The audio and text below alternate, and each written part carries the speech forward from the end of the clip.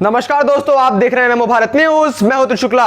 दोस्तों, एक समय था जब देश के उत्तर पूर्व राज्यों में बड़ी बड़ी घटनाएं हो जाया करती थी और देश के मीडिया के अंदर केवल दिल्ली ही छाया रहा करता था। मगर जब से देश के उत्तर पूर्व में सत्ता में राष्ट्रवादियों की सरकार आई है, वहां लिए एक एक फैसले से मीडिया और देश के ऊपर अब असर पड़ता है। इसका श्रेय भी राज्य के मुखिया को ही दिया जाना चाहिए। दरअसल उत्तर प्रदेश के मुख्यमंत्री योगी आदित्यनाथ जिस हिसाब से ताबड़तोड़ एक्शन लेते हैं, उसके तो जनता से लेकर प्रधानमंत्री मोदी भी योगी के इन कार्यों की तारीफ करते हुए नहीं थकते हैं। तो वहीं अब देश के अंदर एक और योगी काम पर लग चुके हैं। जी हां दोस्तों, आपने बिल्कुल सही सुना, एक और योगी। इतना सुनकर ही विपक्ष और घोटालेबाजों और आरोपियों की तो इतने में ही पैंट गीली हो गई होगी कि अभी तो एक योगी ने हमें लोगों की हालत इतनी ज्यादा खराब कर रखी है, तो अब ये नया योगी कौन आ गया? तो दोस्तों, आपको बता दूं कि नया योगी है असम के मुख्यमंत्री हिमंता बिस्वा शर्मा। हिमंता को दूसरा योगी कहा जाता है क्योंकि दोनों के ही काम करने का तरीका काफी ज्यादा मिलता जुलता है। और अब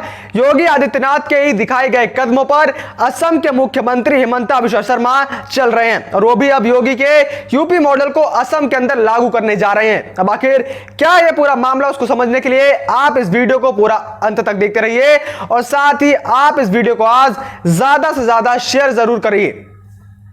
दोस्तों, जिस प्रकार से योगी ने सत्ता में आते ही गौ हत्या, मंदिरों की जमीनों पर अतिक्रमण आदि समस्याओं को एक झटके में खत्म कर दिया था, तो ठीक उसी प्रकार से हिमंता बिस्वा शर्मा ने असम के अंदर भी गौ हत्या और मंदिरों की जमीनों पर हो रहे अतिक्रमण को खत्म कर दिया था। और अब वो असम के अंदर कानून व्यवस्था को ढंग से लागू करने के लिए योगी आदित्यनाथ के यूपी मॉडल का इस्तेमाल करने जा रहे हैं। दरअसल योगी ने अपने यूपी मॉडल के जरिए ही पिछले 1.25 साल में गुंडों माफियाओं के ऊपर कड़े कदम उठाकर उनको सलाखों के पीछे तो पहुंचा ही दिया, उनके साथ साथ 11 अरब के लोगों की पूरी संपत्ति भी जब्त कर ली गई। जुर्म को लेकर शुरू से ही योगी सरकार की जीरो टॉलरेंस की नीति रही है और इसका अंदाजा आप सिर्फ इसी बात से लगा सकते हैं कि योगी सरकार के कार्यकाल में अपराधियों को दुस्साहस बहुत भारी पड़ रहा है। पुलिस ने सभी से सख्ती से निपटारा किया है। 4 साल में यूपी पुलिस ने 7500 से ज्यादा एनकाउंटर किए, जिसमें 132 अपराधी मारे गए। योगी सरकार के कार्यकाल में मार्च 2017 से 15 फरवरी 2021 के बीच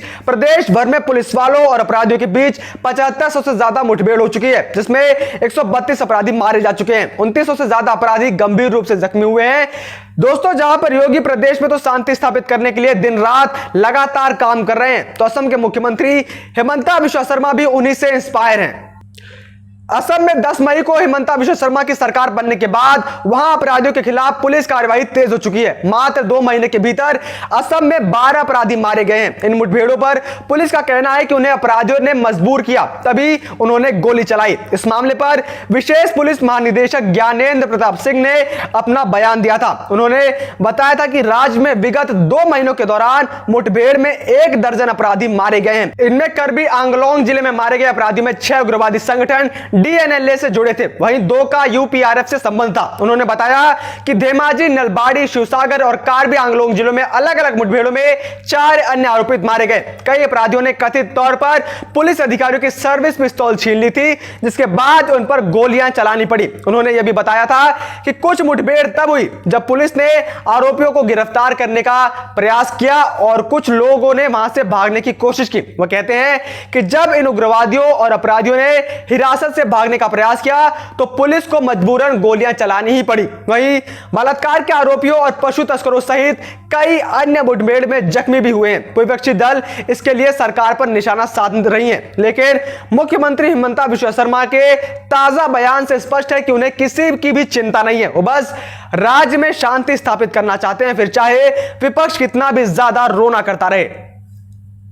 असम में चल रहे इस एनकाउंटर के बारे में विपक्ष ने पुलिस की इस कार्रवाई को क्रूर बताया है। राय जोड़ दल प्रमुख व विधायक अखिल गोगोई ने इन एनकाउंटर को सरेआम हत्या करार दिया है। असम में नेता प्रतिपक्ष देवव्रत सैकिया ने पुलिस की इस कार्रवाई की आलोचना करते हुए कहा कि अगर अपराधी हिरासत से भागने का प्रयास कर रहे हैं तो वह पुलिस की नाकामी है। पुलिस अपराधियों को अपराध दृश्य की पुनर्रचना के लिए ले जाती है और वे भागने का प्रयास करने लगते हैं। यह अब आम बात हो चुकी है और ऐसा लगता है कि असम पुलिस पुलिस क्रूर हो चुकी है। ऐसे में उनके इस बयान से साफ पता चलता है कि किस प्रकार से असम का विपक्ष अपराधियों को बचाने के लिए रोना रो रहा है। ऐसे में यह सवाल भी उठता है कि जो व्यक्ति आया ही है गोली चलाने, फिर चाहे वो हमारी पुलिस पर हो या फिर हमारी आम जनता पर, पुलिस उसे माला तो पहनाएगी नहीं, उसे गोली ही मारेगी। ऐसे में आपके हिसाब से क्या यह सही है या नहीं, आप कमेंट बॉक्स में कमेंट करके जरूर बताइए। दोस्तों, अगर यही नीति बंगाल में भी अपनाई जाती तो आज वहां जनता सुरक्षित होती और असम से दीदी को भी आज जरूर कुछ सीख लेना चाहिए। खैर, वहीं विपक्ष द्वारा लगाए जा रहे इन आरोपों का भी हिमंता शर्मा ने खुलकर जवाब दिया है। सोमवार को सभी पुलिस थाना के प्रभारी अधिकारियों के साथ मीटिंग में सीएम हिमंता बिश्वा शर्मा ने कहा कि कुछ लोगों ने मुझसे कहा कि आजकल अपराधी पुलिस के चंगुल से भाग रहे हैं और एनकाउंटर की बहुत ज्यादा घटनाएं हो रही हैं। क्या यह एक पैटर्न बन चुका है? तो मैंने उनसे कहा कि हां, यह पुलिसिंग पैटर्न होना चाहिए। मुख्यमंत्री हिमंता बिश्वा शर्मा ने असम के सभी थाने के प्रभारियों के साथ पहली आमने सामने की बैठक में कहा कि यदि कोई आरोपी सर्विस बंदूक छीनकर भागने का प्रयास करता है या फिर भागता है और अगर वह बलात्कारी है तो कानून ऐसे लोगों के पैर में गोली मारने की इजाजत देता है, ना कि छाती में। शर्मा ने कहा कि आरोपी या अपराधी पहले गोली चलाते हैं या फिर भागने का प्रयास करते हैं तो कानून में पुलिस को गोली चलाने की अनुमति दी गई है।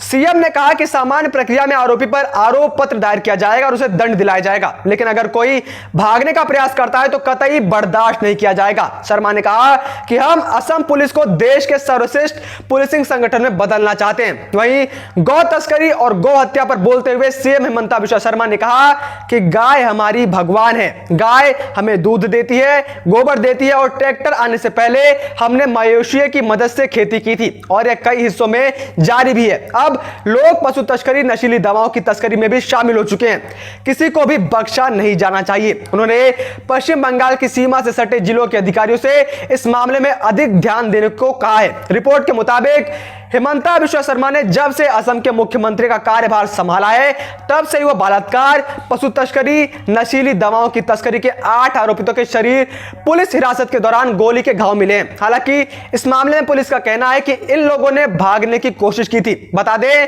कि भाजपा नेता ने राज्य में ऑर्गेनाइज क्राइम के खिलाफ बड़े अभियान का ऐलान भी कर दिया है।